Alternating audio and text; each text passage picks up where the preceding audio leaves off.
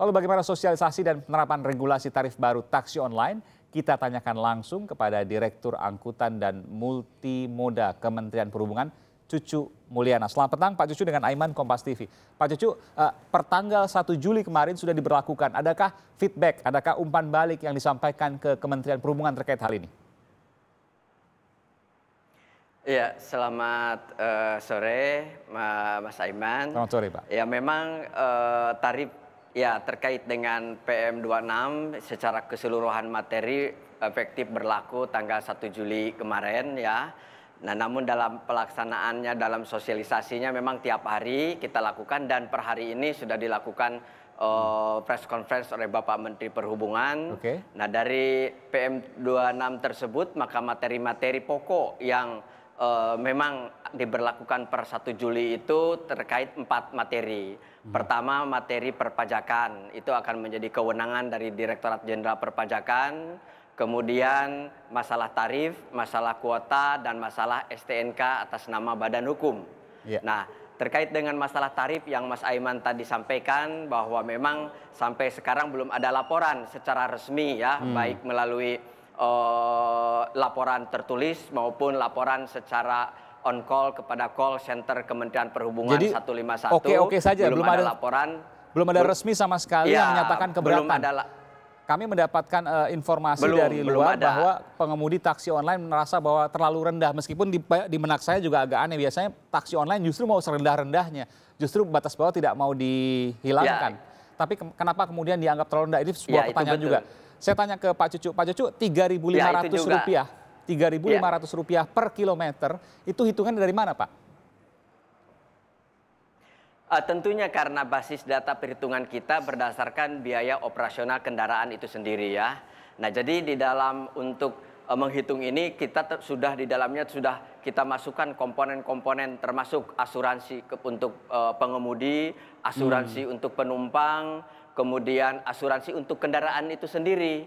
Jadi kalau nanti selama ini katakanlah penumpang taksi atau angkutan sewa khusus ini mengalami hal-hal yang kita tidak inginkan, sudah tercover dengan asuransi. Begitu juga dengan kendaraannya. Jadi nanti pengemudi angkutan sewa khusus itu apabila mengalami katakanlah kecelakaan dengan kendaraannya, itu sudah tercover dalam asuransi yang biayanya besarannya sudah ada di dalam komponen tarif tersebut. Jadi lengkap semua, sesungguhnya justru kalau dibayangkan sudah termasuk asuransi harusnya tidak terlalu rendah, tidak terlalu murah itu ya? Ya betul, jadi kami juga merasa surprise apabila di lapangan ternyata ada pengemudi yang kita tetapkan 3.500 per kilometer untuk wilayah 1 itu masih merasa kerendahan. Tapi walau bagaimanapun ini di dalam tataran operasional PM26 ini berdasarkan perintah Bapak Menteri Perhubungan, Direktur Jenderal Perhubungan Darat sudah mengeluarkan peraturan Dirjen dengan nomor SK 3244 yang di dalamnya mengatur mekanisme penetapan tarif batas atas dan batas bawah tersebut. Di situ ada klausul memang akan dilakukan evaluasi secara berkala paling lambat 6 bulan. Jadi bagaimana nanti dinamika yang terjadi di masyarakat itu akan kita terus monitor, akan terus kita analisa dan evaluasi. Pak Cucu, untuk perbandingan Pak Cucu, sekarang ini yang diberlakukan kalau kita bicara di Jakarta misalnya, taksi-taksi yang ada di sekitaran Jakarta, itu per kilometer berapa rupiah Pak? Kalau taksi yang ada di Jakarta itu per kilometer tidak jauh berbeda ya. Memang berbeda-beda menetapkannya, baik taksi katakanlah satu taksi dengan taksi lain berbeda-beda, tetapi kisarannya tidak jauh berbeda dari 3.500. Untuk daerah sekitar Jakarta ya, itu tidak jauh berbeda, tetapi kita ketahui apabila taksi reguler itu ada yang namanya flag flog, yaitu tarif buka pintu. Nah, sementara di angkutan sewa khusus ini tidak ada tarif buka pintu. Oh, jadi kalau seandainya mereka menerapkan 3.500 tentu masih lebih murah ketimbang taksi konvensional karena tidak ada tarif buka pintu. Betul, betul. Kalau seandainya kemudian ini diterapkan artinya kalau di bayangan saya nanti akan berbondong-bondong menuju memepetkan ke tarif batas bawah dong Pak? Itu tidak jadi masalah. Justru itu akan terjadi sebuah kompetisi ya, baik kompetisi secara tarif maupun secara pelayanan. Yang penting kita tidak sampai mereduksi terhadap batas bawah tersebut.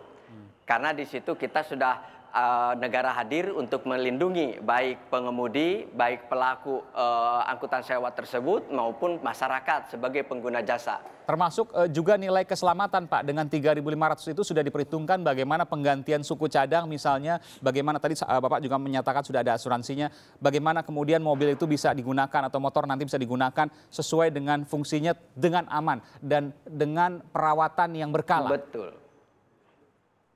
Betul, itu sudah komponen untuk pengujian kendaraan berkala sudah kita masukkan yang merupakan itu aspek untuk menjaga keselamatan angkutan atau kendaraan itu sendiri. Apa yang diharapkan dengan ada tarif batas bawah ini? Karena sebelumnya tidak pernah diatur soal tarif batas bawah, betul Pak Cucu ya?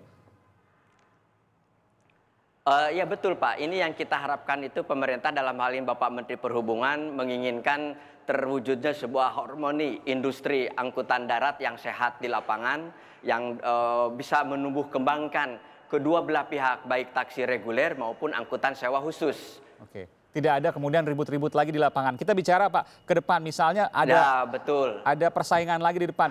Dengan ada tarif batas bawah dan tarif batas atas ini diharapkan tidak ada lagi gaduh-gaduh di luar sana. Tapi ketika ada gaduh lagi, apa yang bisa disampaikan oleh Kementerian Perhubungan terkait hal ini? Itu memang itu adalah sebuah dinamika di masyarakat yang terjadi ya. Oleh karena itu kita juga pemerintah akan terus melakukan monitoring, pemantauan, bahkan atas perintah Bapak Menteri Perhubungan kepada Direktur Jenderal Perhubungan Darat untuk membentuk tim khusus untuk melakukan monitor terhadap pemberlakuan PM26 yang spesifik terkait dengan masalah tarif ini. Pak Cucu, ini kan baru bicara soal taksi Pak. Masih ada lagi ojek online. Apakah juga diatur? Karena gesekan di luar sana juga banyak terkait dengan ojek online. Oh ya, memang untuk PM26 ini kita hanya mengatur terkait dengan kendaraan bermotor umum untuk roda 4 ya. Terkait dengan roda 2 ini memang kita Kementerian Perhubungan memang sudah dibahas atau pernah dirapatkan satu kali dengan DPR. Dan memang untuk mengamanahkan untuk dilakukan kajian ya, penyusunan naskah akademis. Karena untuk hal ini perlu sebuah penyesuaian terhadap Undang-Undang 22 itu sendiri. Ya betul Pak, karena ini menyangkut hidup orang banyak sehingga... Ya. Nanti kita tunggu hasilnya seperti apa. Tapi terakhir pertanyaan saya Pak, saya ingat betul ada kejadian beberapa pekan lalu di Bandara Adi Sucipto Yogyakarta ketika taksi online di sana kemudian dibully, disuruh buka baju, kemudian dipermalukan di sana. Saya ingin bertanya Pak, dengan adanya tarif baru ini, batas bawah dan batas atas, apakah bebas seluruh pengemudi taksi online masuk ke tempat-tempat lain, termasuk bandara? Terkait masalah operasional angkutan sewa khusus ini ya, masuk atau keluar bandara, menaik turun menurut bandara, itu ada aturan tersendiri. Karena untuk angkutan bandara ini harus ada suatu ikatan kerjasama antara operator itu dengan pengelola bandara. Itu ada aturan tersendiri yang pokoknya harus ada ikatan kerjasama tersebut. Operasional diserahkan ke lapangan dengan pengelola bandara. Melihat dari kondisi yang ada, harus juga diperhatikan bagaimana mereka melihat rambu-rambu, apakah boleh masuk ke bandara atau tidak. Tapi itu di luar kewenangan dari Kementerian Perhubungan. Itu yang Bapak ingin sampaikan?